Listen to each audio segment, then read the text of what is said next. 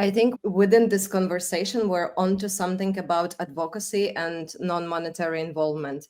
This is exactly the topic that I wanted to raise about what is working. And now it kind of ties back together with many of us are going through financial insecurities. There will be more financial insecurities in the world.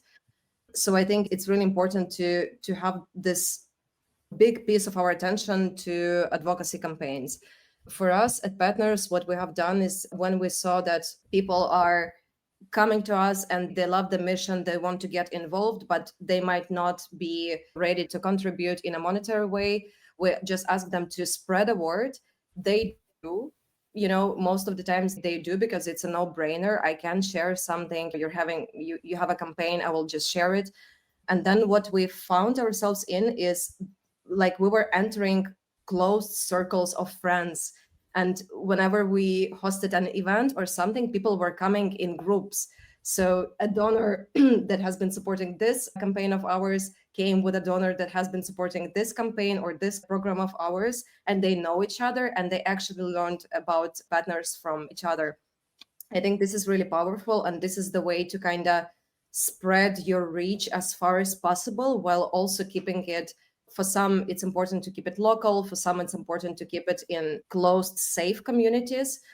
But also, to this point, I think merch is underrated in our sector. We have printed some merch and people are not only hunting for it because we did.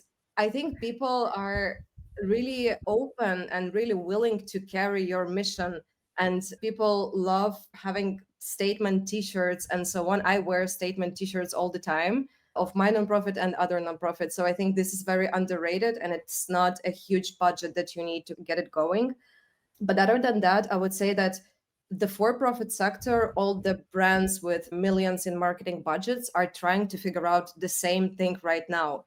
So what we can do as a sector is we can pay a very close attention to what is Apple doing, what is Nike doing, what is Skims doing, because they're figuring out the same thing right now. How do we create this thread between generations where we don't alienate some of them while also bringing new people as consumers? In our case, this is donors, advocates, and supporters. I think there is a lot to learn from that.